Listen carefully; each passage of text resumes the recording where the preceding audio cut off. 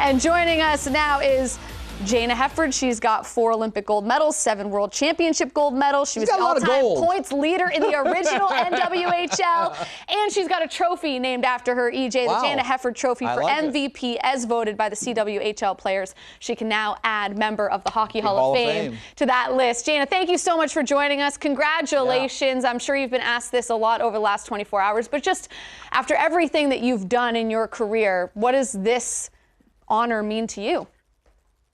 Well, first of all, thanks for having me. Yeah, it's an incredible honor, and when I got the call yesterday, it was definitely more emotional than I expected, and I'd say more emotional than a lot of, the gold medal victories and different things. And I think it's because this really encompasses so many people, from growing up and family and community, growing up in Kingston, Ontario, to coaches and teammates, and none of it's possible without the whole story and that journey. And it really summarizes the whole thing up for me.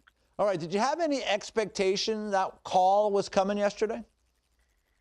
Well, obviously, you're eligible, and with social media, you tend to see that things are happening and are going to make announcements. So certainly it's kind of in the back of your mind, but at the same time, it's also so far out of your control that, you can hope, but I really didn't want to get my expectations too high. Who's one person that you would want to thank for helping you sort of get to where you've gotten to? I mean, you're a role model for so many people, but who was it for you? Well, growing up, my parents certainly were, they allowed their 6-year-old girl to play hockey when most people wouldn't at that time, and there weren't a lot of girls doing it. And not only did they allow me to play, but they encouraged me to follow my dream. And at the time, I thought I would play in the NHL, and they never told me that wasn't going to happen. So they allowed me to dream and to follow that passion I had. And so certainly that set me up at a very young age for the kind of person and athlete I wanted to be. And along the way, there's so many people to mention, but I had one minor league hockey coach, Beth Duff, for a number of years, probably 10 years in minor hockey. And so I'd say she's a big contributor as well. I want to ask you about, favorite moment maybe in your career, because when I look at someone that has won 4 Olympic gold medals and 7 World Championship gold medals, I mean, that's a lot of winning. That is a lot of winning. That's a lot of gold. So is there one moment that stands out to you in any of those 11 gold medal circumstances that you say, boy, that's the one I remember the most? It is hard to differentiate, and they certainly don't get old. You enjoy every single one of them. I think, the first time you win a gold medal, it's pretty special. So my first was in 2002 in Salt Lake City, and we were an underdog there. So, the way we were able to capture gold there was pretty special. Being able to compete in Canada and Vancouver was a highlight for me and win gold in Canada. And then, of course, my final Olympic Games in Sochi, the first time women's hockey was awarded a gold medal in overtime. It was a pretty crazy circumstance that happened in the game, and just a really nice way to cap off my playing career.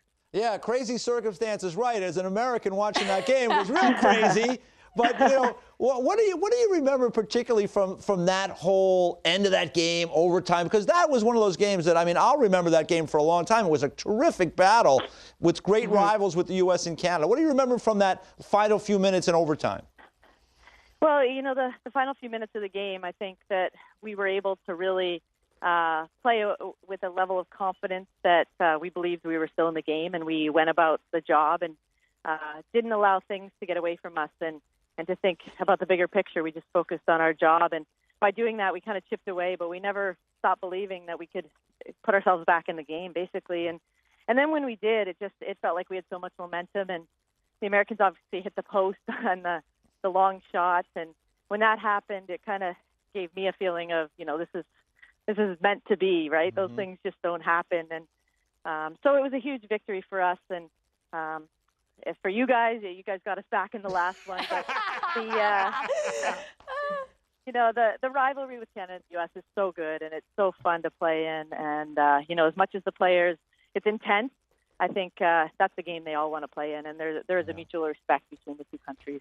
And you know what? It's just as much fun to watch. Yeah, no It question. really, Exactly. really is. Every time the Olympic Games come around, that's must-watch hockey Definitely. for sure. All right. Well, listen. Speaking as someone who grew up in Canada playing hockey, watching you and Team Canada win all those gold medals served as inspiration for myself and a ton of other girls that played and looked up to you guys. So thank you again for making time for us, and congratulations. Congratulations. Thanks so much, guys.